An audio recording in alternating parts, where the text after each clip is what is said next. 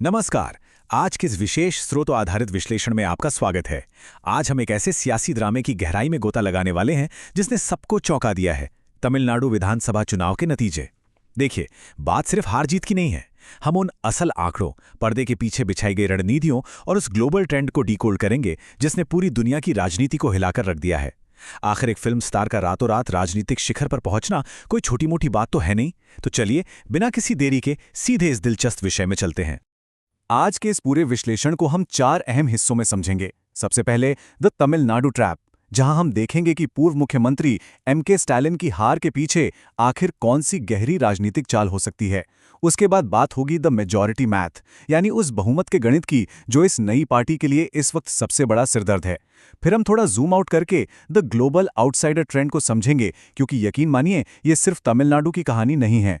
और आखिर में डिलीवर और डिपार्ट, जहां हम ये डिकोड करेंगे कि वोटर्स असल में अपने नेताओं से चाहते क्या हैं।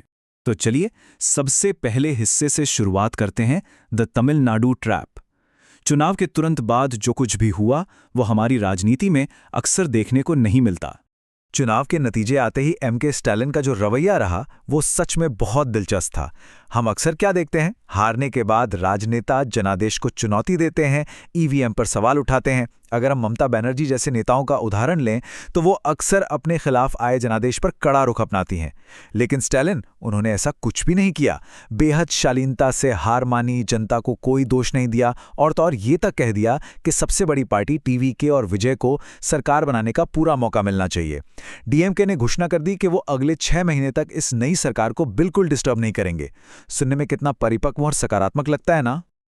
लेकिन हम सब जानते हैं कि राजनीति में जो सतह पर दिखता है, कहानी अक्सर उससे अलग होती है।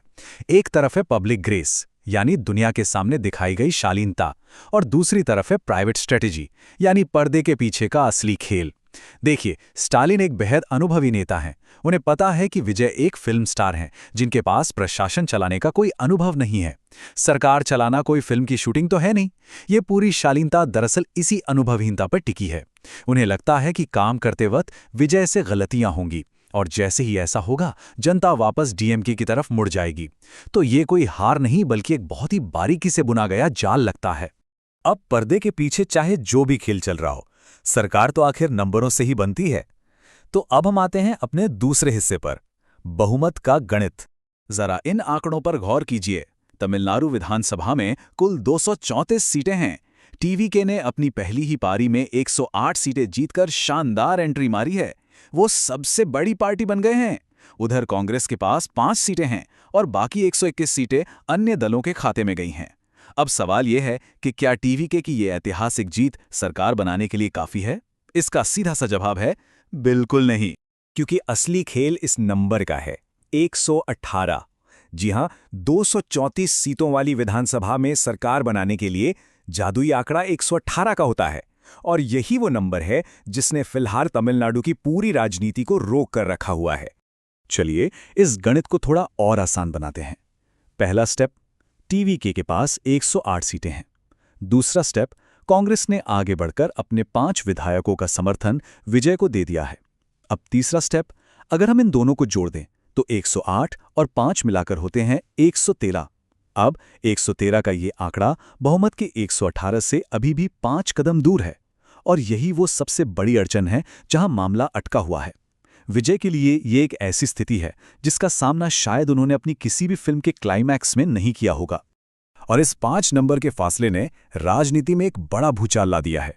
कांग्रेस ने जिस तरह से विजय को समर्थन दिया है, उससे डीएमके आग बबूला है। उनका साफ कहना है कि कांग्रेस को ये 5 सीटें गठबंधन की मेहनत से मिली थी, और ऐसे अचानक समर्थन देना गठबंधन धर्म को तोड़ने जैसा है। दूसरी तरफ राज्यपाल ने भी नियम बिल्कुल साफ कर दिए हैं। उनका कहना है कि पहले आप बहुमत का पूरा समर्थन पत्र लाइए, तभी सरकार बनाने का न्योता मिलेगा। अब सबसे बड़ा सस्पेंस यही है कि ये 5 विधायक आखिर आएंगे कहां से।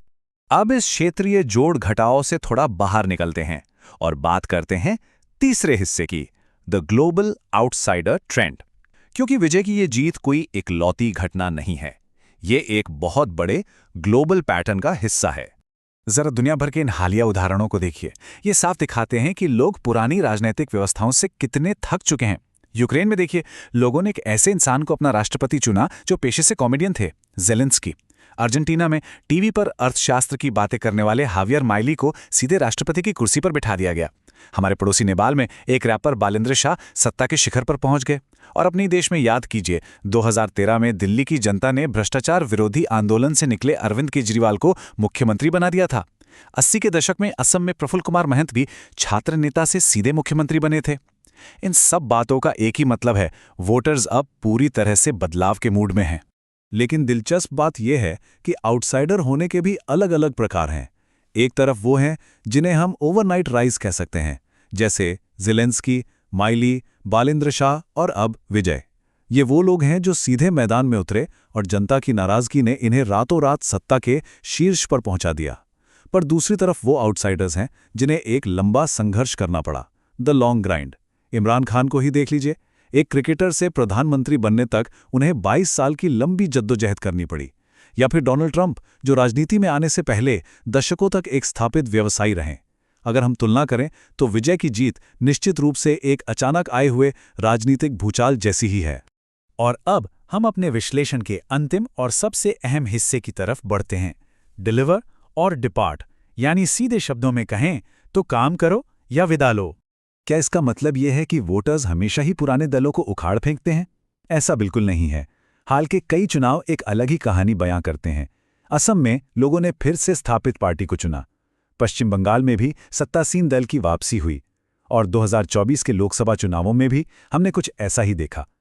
स्रोत सामग्री ये भी बताती है कि जब दुनिया भर में अस्थिरता का माहौल हो, जैसे कि ईरान के इर्द गिर्द चल रहे वैश्विक तनाव के दौरान, तब वोटर्स अक्सर स्थिरता चाहते हैं। वो उन पुरानी और स्थापित पार्टियों पर ही भरोसा जताते हैं जो काम करती हैं और योजनाएं लागू करती हैं। तो आखिर में बात कहाँ आकर रुकती है? बात रुकती है सिर्फ एक चीज पर, परफॉर्मेंस। अगर पुराने नेता सिर्फ एयर कंडीशन कमरों और सोशल मीडिया तक सीमित रह जाएं, तो जनता उन्हें बाहर का रास्ता दिखाने में एक पल नहीं लगाती और किसी बिल्कुल नए चेहरे को कुर्सी पर बिठा देती है। लेकिन अगर कोई स्थापित पार्टी जमीन पर उतरकर काम करती है और जनता को स्थिरता देती है, तो वही जनता उन्हें बार बार मौका भी देती है। वोटर्स बदलाव के लिए जितने बेताब हैं, काम करने वालों के प्रति उतने ही वफादार भी हैं। और यहीं से आज का सबसे बड़ा सवाल खड़ा होता है, वोटर्स असल में चाहते क्या हैं? क्या उन्हें एक ऐसा अनुभवी नेता चाहिए जो सिस्टम को अच्छे से समझता हो, या फिर एक ऐसा नया चेहरा जो पूरे सिस्टम को ही बदल देने का वादा करता हो? अब विजय का सामने सबसे बड़ी चुनौती सिर्फ वो 5 विधायक जुटाना नहीं है, बल्कि उस उम्मीद पर खरा उतरना है जिसकी वजह से जनता ने उन्हें इतने ऊपर बिठाया है। अगर वो डिलीवर नहीं कर पाए तो राजनीति की ये लहर उन्हें नीचे उतारने में भी वक्त नहीं लगाएगी। आज के इस विस्तृत विश्लेषण में बस इतना ही। इस पूरी राजनीतिक तस्वीर को समझने के लिए हमारे साथ जुड़ने के लिए आपका बहुत बहुत धन्यवाद।